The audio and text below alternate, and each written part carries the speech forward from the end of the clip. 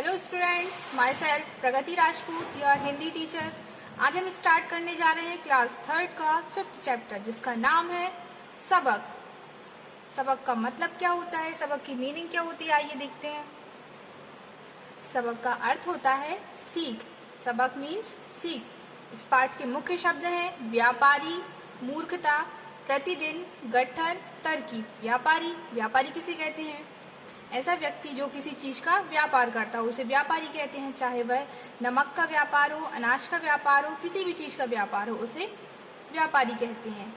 मूर्खता, मूर्खता किसे कहते हैं? जिस व्यक्ति में बुद्धि की कमी हो उसे मूर्ख व्यक्ति कहा जाता है, और वो जो काम करता है उसको मूर्खता कहते हैं। प्रतिदिन, प्रतिदिन मतलब प्रतिदिन मीन्स हर दिन, हर एक दिन, रोज। इसको क्या बोलते हैं? इसका मतलब क्या होता है? रोज। गट्ठर, गठरी या पोटली, उसको क्या बोला जाता है? गट्ठर। तरकीब, उपाय। तो आइए देखते हैं इस चैप्टर को। इस कहानी के माध्यम से यह बताया गया है कि ज्यादा होशियारी के कारण व्यक्ति को पछताना पड़ता है। इस कहानी में हमें क्या बताना चाह रहा है लेखक? इस कहानी के माध्यम से हमें बताया गया है कि ज्यादा होशियारी भी अच्छी नहीं रहती, इससे व्यक्ति को बाद में पछताना पड़ता है। तो आइए स्टार्ट करते हैं चैप्टर। किसी गांव में एक व्यापारी था। किसी गांव में एक व्यापारी था, वह नमक का व्यापार करता था। एक व्यापारी था, वो किसका व्यापार करता था? नमक का। उसके पास एक गधा था, ठीक है। प्रतिदिन सुबह वह गधे की पीठ पर नमक की बोरियां लादकर आसपास के गांव में नमक बेचने जाता था, ठीक है ना। एक व्यापारी था, वह नमक की बोरियों को गधे की पीठ पर लादकर दूसरे गांव में बेचने जाता था। रास्ते में उसे कई नाले और छोटी छोटी नदियां पार करनी पड़ती थी, ठीक है ना। उसको रास्ते में बहुत सारे नाले मिलते थे, छोटी छोटी नदियां मिलती थी, उनको पार करके वह दूसरे गांव जाता था।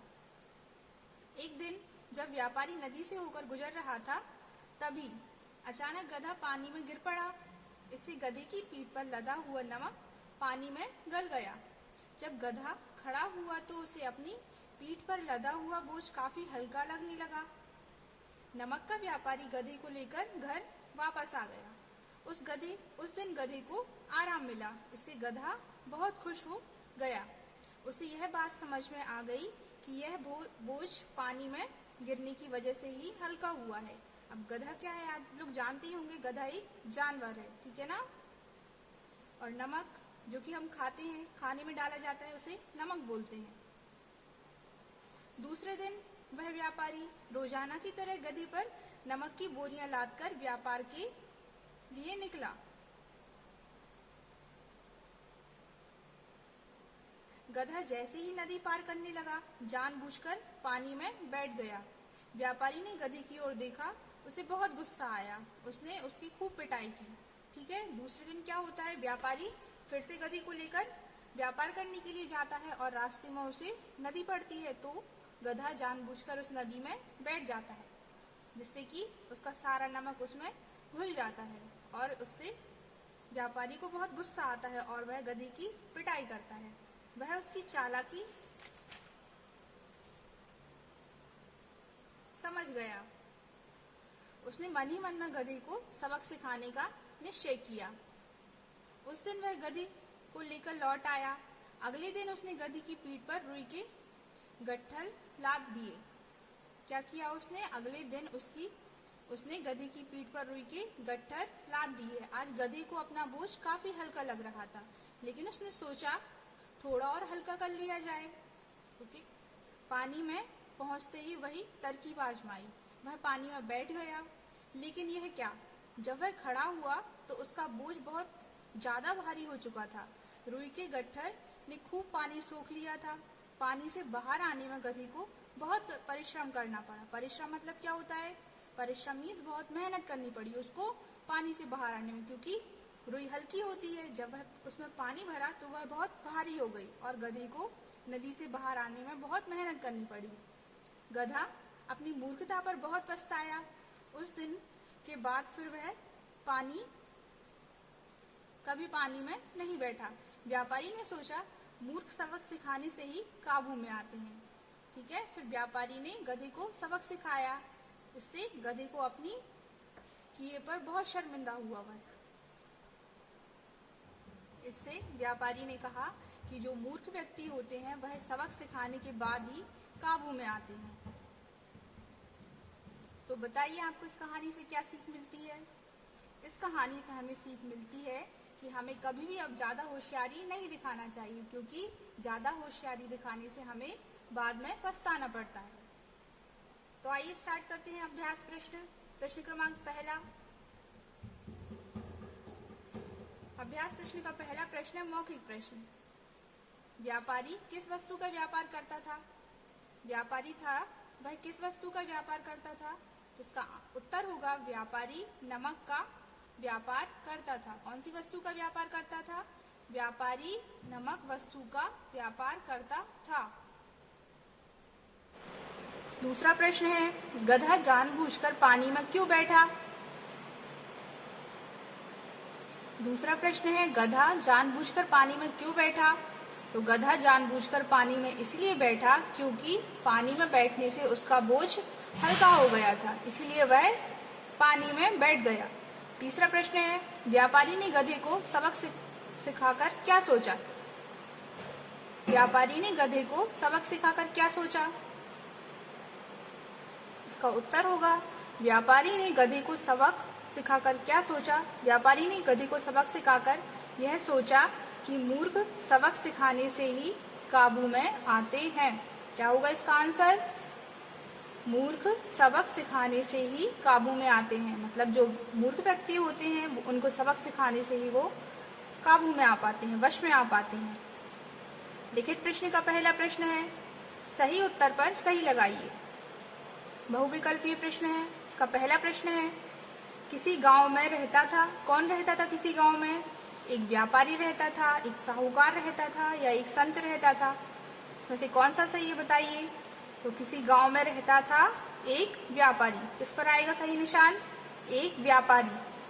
दूसरा है वह व्यापार करता था। काय का व्यापार करता था व्यापारी? चीनी का, नमक का या चावल का? किसका करता था?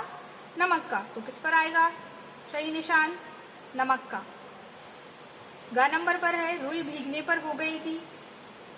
कैसी हो गई थी? भारी, हल्की, कोई फर्क नहीं, कुछ भी फर्क नहीं हुआ। रुई भीगने पर भारी हो गई थी। ठीक है। नेक्स्ट प्रश्न है प्रश्न क्रमांक 2। रिक्त स्थानों को पूरा कीजिए। आपको यहाँ पर बॉक्स दिया है, उसमें कुछ शब्द दिए गए हैं, उनमें से आपको ये खाली स्थान पूरे करने हैं। पहला प्रश्न है व्यापारी के पास एक खाली स्थान था। क्या था व्यापारी के पास?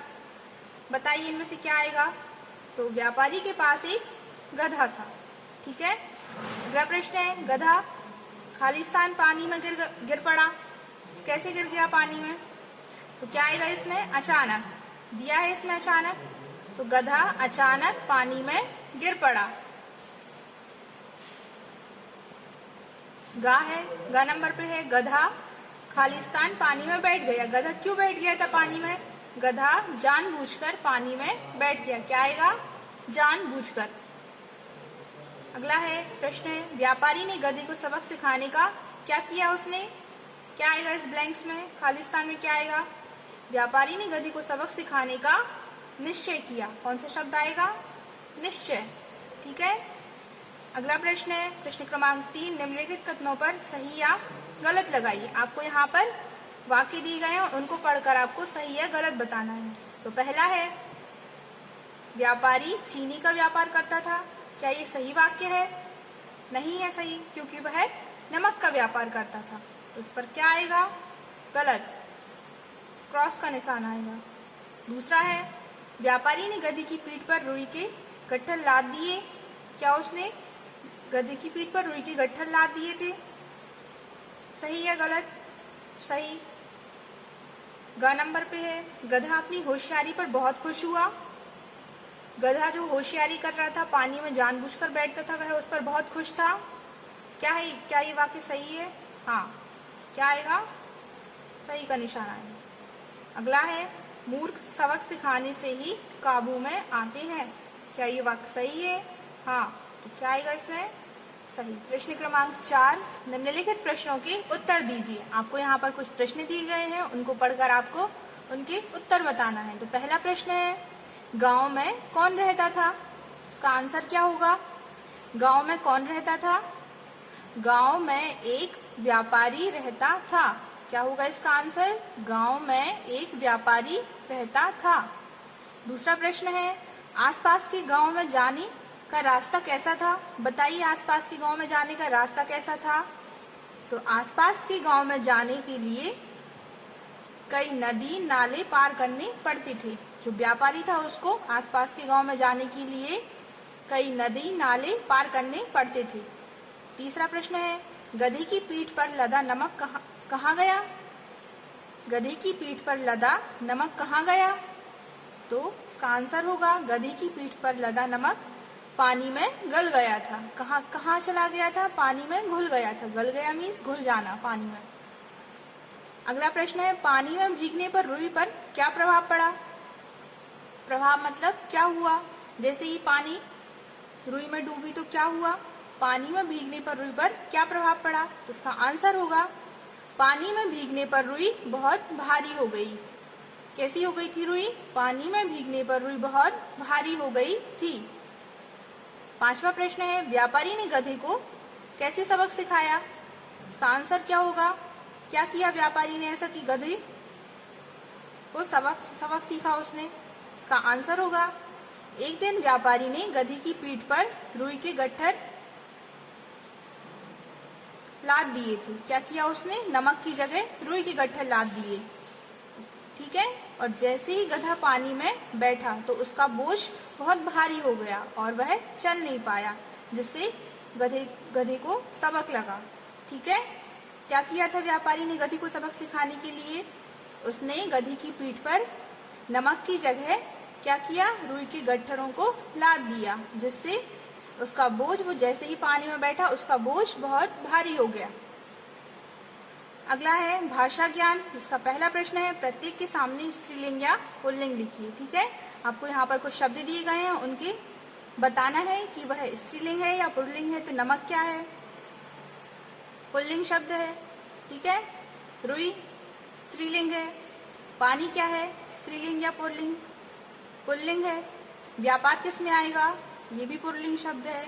गांव पुल्लिंग शब्द है। गधा ये भी पुल्लिंग है। दूसरा प्रश्न है, बहुवचन बनाइए। आपको शब्द दिए गए हैं, उनके बहुवचन बनाना है। मतलब अभी ये सिर्फ एक ही चीज है, इसको आपको अनेक चीजों में बताना है। जैसे बोरी, तो सिर्फ एक बोरी की बात हो रही है, और बहुवचन में क्या हो जाता है? बहुत सारी की बात करते हैं। तो बोरी का क्या होगा? बोरियां। गधा का क्या होगा? गधे। नदी का बहुवचन नदियां। ठीक है। अगला है नाला, इसका बहुवचन क्या होगा? नाले। रास्ता, इसका बहुवचन क्या होगा? रास्ते। चालाकी का बहुवचन क्या होगा? चालाकियां। ठीक है ना। चालाकी का बहुवचन क्या होगा? चालाकियां।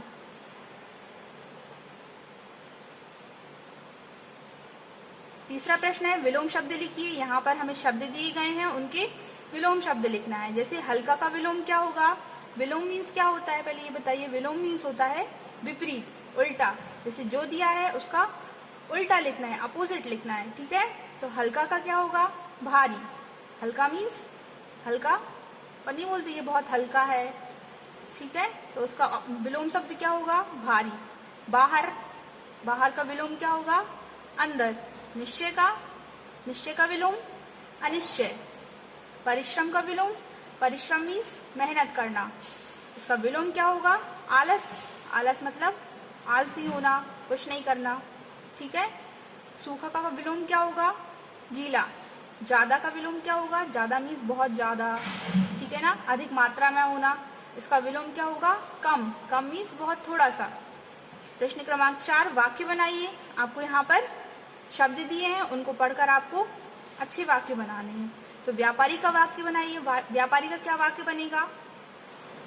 व्यापारी शब्द का वाक्य बनेगा, क्या बनेगा? व्यापारी नमक का व्यापार करता था। ये एक वाक्य बन गया, हमने व्यापारी शब्द का इसमें प्रयोग किया। ठीक है। अगला है मूर्खता। मूर्खता को हमें वाक्य में प्रयोग करते हुए उसका एक वाक्य बनाना है। तो मूर्खता शब्द का प्रयोग करके एक वाक्य बनाना है। तो गधा अपनी मूर्खता पर बहुत पछताया। गधा पछताया था अपनी मूर्खता पर, तो ये वाक्य भी बन गया। गधा अपनी मूर्खता पर बहुत पछताया। पछताना मतलब पश्चाताप करना, दुख होना। बोझ, बोझ का क्या वाक्य बनेगा बोझ शब्द से? पानी में बैठते ही गधे का बोझ हल्का हो गया। ठीक है ना, जैसे ही गधा पानी में बैठता था तो उसका सारा नमक घुल जाता था और उसका बोझ हल्का हो जाता था। सबक, सबक मीन्स सीख। इसका क्या वाक्य बनेगा? व्यापारी ने गधे को सबक सिखाया। जो व्यापारी था उसने गधे को क्या किया? सबक सिखाया। उसने उसकी पीठ पर नमक की जगह रुई की गट्ठल ला दिए, जिससे वह बहुत भारी हो गई। वह जैसे ही पानी में बैठा और इस प्रकार उसने उसको सबक सिखाया। इस प्रकार हमारा ये चैप्टर खत्म हुआ।